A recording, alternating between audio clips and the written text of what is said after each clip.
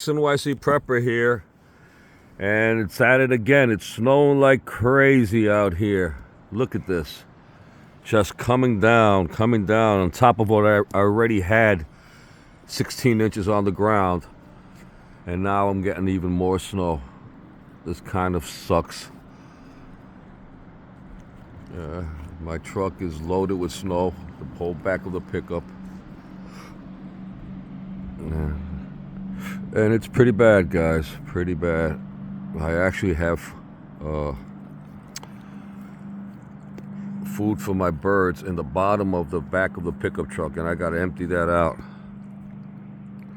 Little Hunter, what do you think, huh? Are we in trouble here with the snow? All right.